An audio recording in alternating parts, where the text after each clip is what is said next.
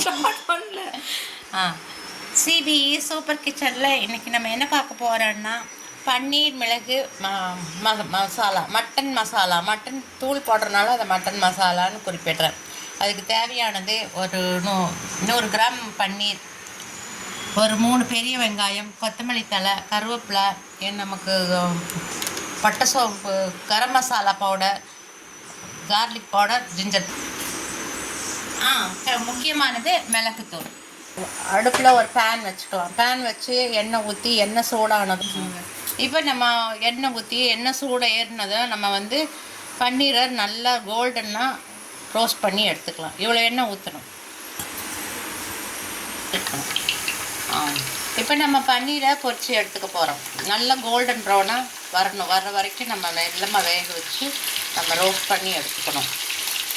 Tea வந்து கொஞ்சம் சிம்மில் வச்சுக்கோங்க. ஹையில் வச்சிங்கன்னா தீஞ்சு போயிடும் பன்னீர். பாருங்கள், இந்த பன்னீர் 100 ரூபாய்க்கு கடையில் வாங்கியிருக்கேன். 1/2 லிட்டர் பால் வாங்கியிருந்தோன்னா வீட்லேயே 250 கிராம் பன்னீர் கிடச்சிருக்கோம். ஒரு நாளைக்கு அந்த வீடியோ ஒரு நாளைக்கு அப்லோட் பண்ணுறேன்.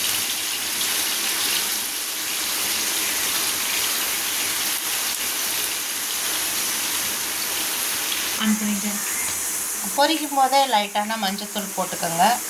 உப்பு தேவைப்படுதான்னு பார்த்துக்கோங்க. ஒவ்வொரு பன்னீரில் உப்பு சேர்த்துருப்பாங்க. இந்த பன்னீரில் உப்பு சேர்த்துருக்காங்க, அதனால உப்பு தேவைப்படாது. உப்பு இல்லைன்னா பன்னீரில் லைட்டாக உப்பு சேர்த்துக்கோங்க. சேர்த்து நல்லா இது பொரியும். இன்னும் கோல்டன் ப்ரௌன் ஆகணும். அதுக்கப்புறம் எடுத்துகிட்டு பார்க்கலாம். நம்ம ஸ்டவ் ஆஃப் பண்ணிவிட்டு பொரிச்சு இந்த 2 டிஷ்ஷான பன்னீர் நம்ம எடுத்து வச்சிடலாம். இதுக்கு மேலே வேணாம். இதுக்கு மேலே ரொம்ப போட்டோம்னா பன்னீர் தீஞ்சும் போகும், சாஃப்ட்னஸ் போயிடும். அதனால் போதும். இதை எடுத்துட்டு இதை எண்ணெயை வடிச்சிட்டு இதுலேயே நம்ம அடுத்த ப்ராசஸ் பார்த்துடலாம்.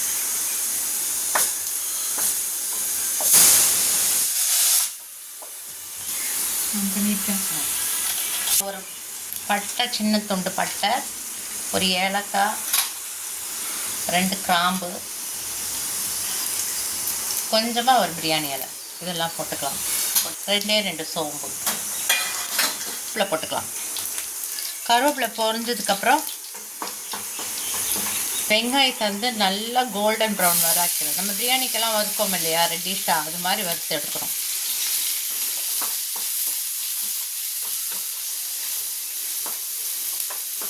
எப்படியும் அது ஒரு 5 நிமிஷம் ஆகும். நல்லா வறுக்கட்டும். உப்பு சேர்த்துக்கோங்க. உப்பு சேர்த்துக்கிட்டா கொஞ்சம் சீக்கிரம் வதங்கிடும். ஆனால் அதில் பார்த்து போட்டுக்கோங்க. பன்னீர்லலாம் உப்பு இருக்கும். நீங்கள் அதுக்கு போடும்போது கொஞ்சம் பார்த்து போட்டுக்கணும். இது நல்லா சவக்கட்டும். நல்லா இந்த அளவுக்கு வெங்காயத்தை நல்லா ரெட்டிஷாக வதக்கிக்கலாம். வதக்கும் போதே நம்ம வந்து கொஞ்சோண்டு 1 ஸ்பூன் அளவுக்கு இஞ்சி பூண்டு பேஸ்ட்டு, லைட் 1 ஸ்பூன் அளவுக்கு போட்டால் போதும், அதிகம் வேண்டாம்.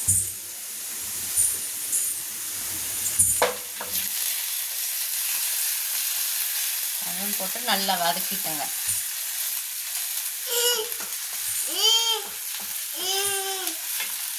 அப்புறம் ஒரே ஒரு தக்காளியை வந்து நல்லா மிக்சியில் போட்டு அடித்து பியூரியாக வச்சுருக்கேன்.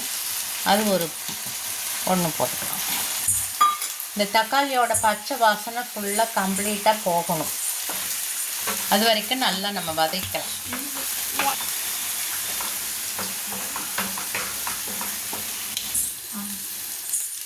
கொஞ்சம் கொத்தமல்லி தழை போட்டுக்கலாம். இப்போ கொத்தமல்லி தழை போட்டுட்டு நம்ம ஸ்டவ்வை வந்து சிம் பண்ணிடலாம். நல்லா சிம் பண்ணி நல்லா வதக்கி விட்டுட்டு இப்போ இதுக்கு தேவையான உப்பு மட்டும் சேர்த்துக்கலாம். நம்ம ஆல்ரெடி நம்ம வெங்காயத்தில் நம்ம சேர்த்துருக்கோம். இதுக்கு தேவையான உப்பு மட்டும் சேர்த்துக்கலாம்.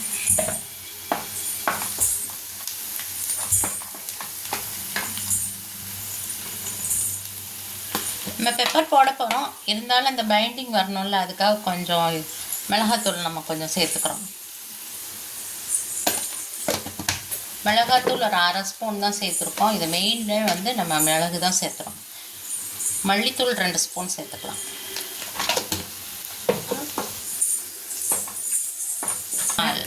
லைட்டாக கரம் மசாலா சேர்த்துக்கலாம். லைட்டாக சேர்த்தா போதும். நம்ம ஏன்னா பன்னீர் வந்து கரம் மசாலாலாம் எதையுமே இழுக்கவே இழுக்காது. அதோட டேஸ்ட் வந்து அப்படியே தான் இருக்கும். நம்ம கோட்டிங் கொடுக்கறது தான் எல்லாமே. ஹையில் வச்சுக்கலாம்.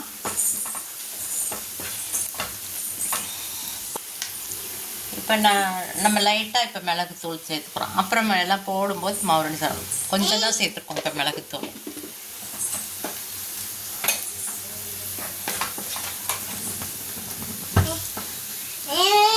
சும்மா எது தம்பி தொந்தரவு பண்ணி வேண்டோடது தானே.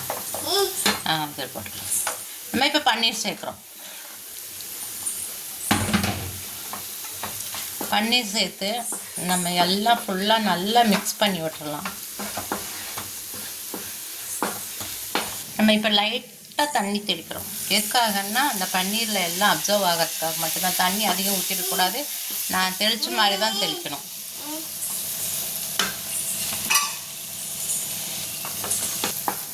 இந்த ஸ்டேஜில் நீங்கள் பார்த்துக்கோங்க, உப்பு காரம்லாம் பார்த்துக்கோங்க.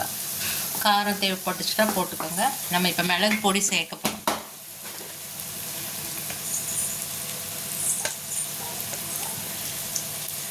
நமக்கு இது பன்னீர் மிளகு மசாலா அப்படிங்கிறதுனால நம்ம மிளகு பொடி தான் அதிகம் சேர்க்குறோம். மிளகு போட்டதுக்கப்புறம்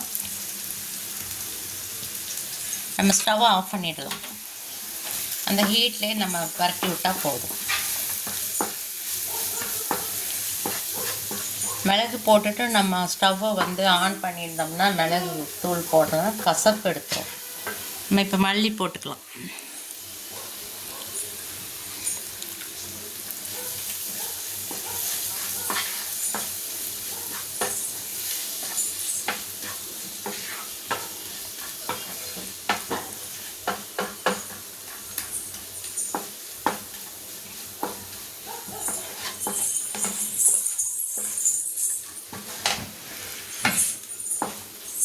ஓகே, ரெடி ஆகிடுச்சு. மிளகு பெப்பர் ஃப்ரை ரெடி ஆகிடுச்சு. உங்களுக்கு தேவைன்னா இன்னும் கூட காரமாக வச்சுக்கலாம். நான் அளவான காரம் வச்சுருக்கேன். நீங்கள் உங்களுக்கு தகுந்த காரம் போட்டுக்கோங்க. பெப்பர் ஃப்ரை எங்கள் வீட்டில் சாம்பார், பன்னீர் மிளகு கிரேவி ஒரு முறை செய்து பாருங்கள், சாப்பிட்டு பாருங்கள், கமெண்ட்ஸ் பண்ணுங்கள், சப்ஸ்கிரைப் பண்ணுங்கள். கமெண்டில் என்னாச்சும் தப்பு இருந்ததுன்னா, குறை இருந்தால் நீங்கள் சுட்டி காட்டுங்க. அப்போ தான் எங்களுக்கு நல்லா கிளியராக தெரியும், நாங்கள் திருத்திக்குவோம். Okay, thank you.